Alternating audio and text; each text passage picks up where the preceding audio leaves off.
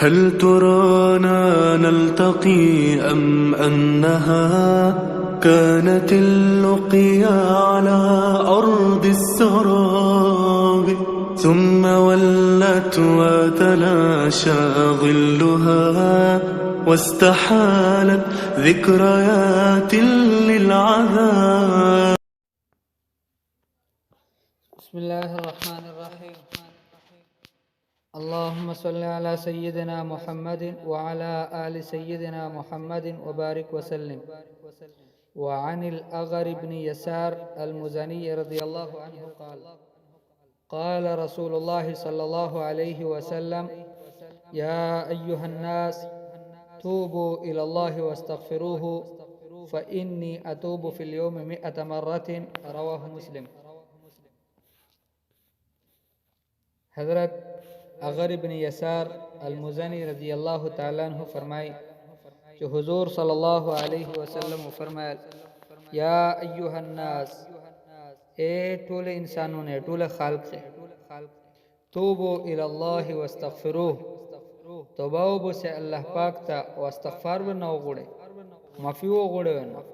فإني أتوب في اليوم 100 مرة، بشکه چې زه پرېز شسل وره توبه وبوسم. په دې حدیث کې د معزتمن حضور صلی الله علیه وسلم خطاب کوي ټول انسانونه ته.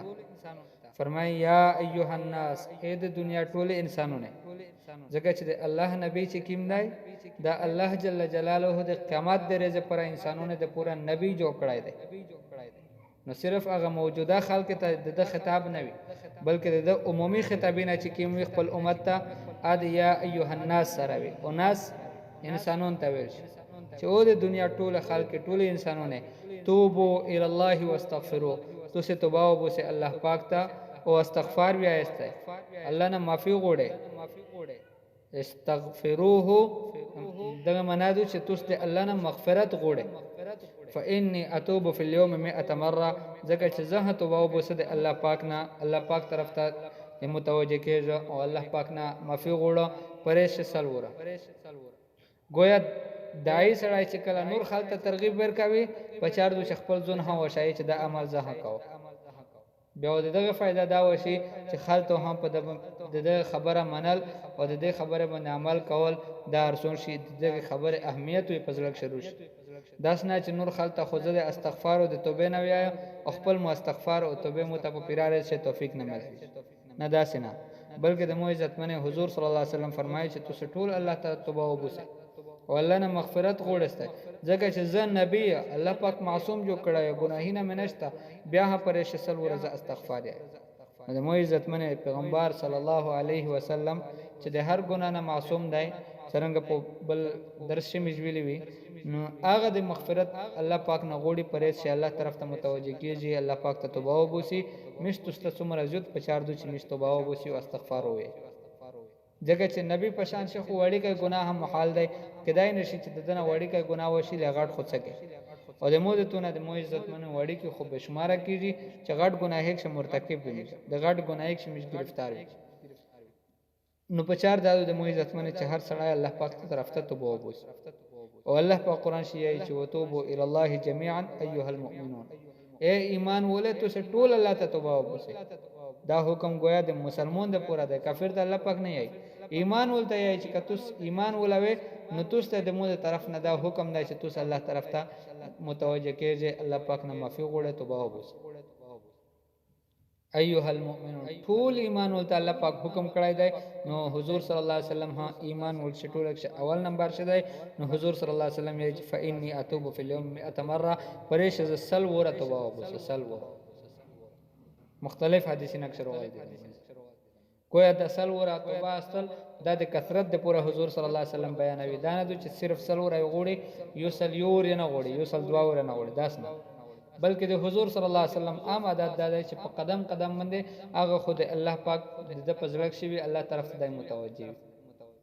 او د مو عزت منه مشتوس نه هم په چار دي چې سړی غایز وګه کم از کم سلسل وره استغفار خامخایه، استغفر الله ربي من كل ذنب واتوب اليه، چې دا ویلای شي ډیر شه، چې نشي ویلای کم از کم استغفر الله ویای، یا رب اغفر لي ویای، ځکه چې بعضې علما ویلي دي چې رب اغفر لي دا جمله په اول نه بهتره ده.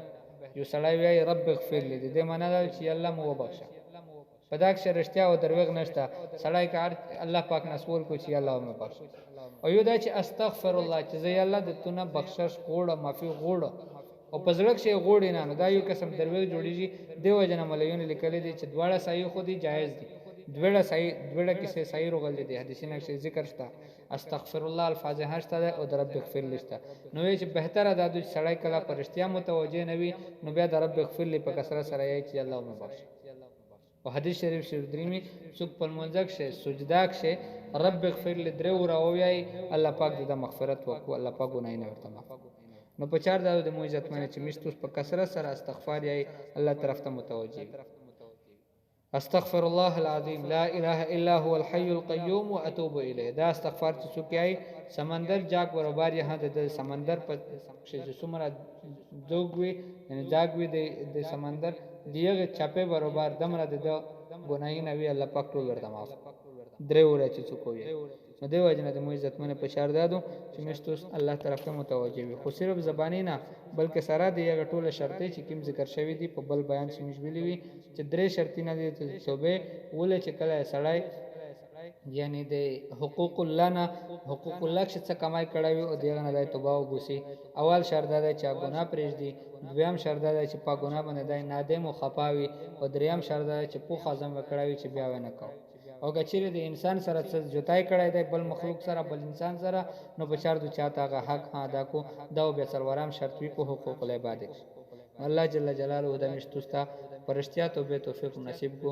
وصلی الله تعالی علی خیر خلقه محمد و آله و اصحابه اجمعین.